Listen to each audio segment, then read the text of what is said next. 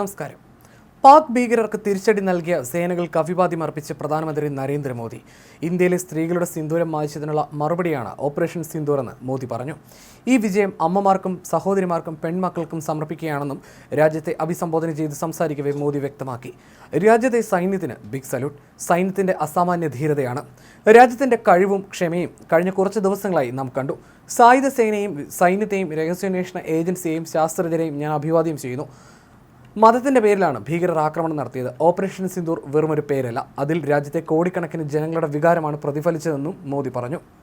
പഹൽഗാം ആക്രമണത്തിന് പാകിസ്ഥാനിൽ ഭീകരരുടെ പരിശീലന കേന്ദ്രത്തിൽ കടന്നുകയറി ഇന്ത്യ മറുപടി നൽകി. ഭീകരർ സ്വപ്നത്തിൽ പോലും ഇങ്ങനൊരു ആക്രമണം പ്രതീക്ഷിച്ചിരുന്നില്ല. ഓപ്പറേഷൻ സിന്ദൂറിലൂടെ നീതി നടപ്പായിരിക്കുന്നു. ബവൽപൂരിലും മുരഡ്കയിലും ആഗോള തീവ്രവാദ കേന്ദ്രങ്ങളായിരുന്നു പ്രവർത്തിച്ചിരുന്നത്. ആ കേന്ദ്രങ്ങൾ ഭാരതം തകർത്തു കളഞ്ഞു. ഭീകരതയുടെ യൂണിവേഴ്സിറ്റികളാണ് ഇല്ലാതായത്. പാകിസ്ഥാൻ ഒരു നിവൃത്തിയുമില്ലാതെയാണ് ഇങ്ങോട്ട് വിളിച്ചത്. പാകിസ്ഥാനിലെ ഭീകര ക്യാമ്പുകളിൽ അവരുടെ പരിശീലന കേന്ദ്രങ്ങളിൽ കനത്ത പ്രഹരം ഇന്ത്യ നൽകി. നമ്മുടെ പെൺമക്കളുടെ സിന്ദൂരം മായ്ച്ചു കളഞ്ഞ ഭീകരരെ ഭൂമുഖത്ത് നിന്ന് നമ്മൾ മായ്ച്ചു കളഞ്ഞുവെന്നും ഭയന്ന പാകിസ്ഥാൻ ലോകം മുഴുവൻ രക്ഷ തേടി നടന്നു എന്നും ആണവായുധ ഭീഷണി വേണ്ട ആ ബ്ലാക്ക്മെയിൽ ഇവിടെ ചെലവാകില്ലെന്നും പ്രധാനമന്ത്രി മുന്നറിയിപ്പ് നൽകി.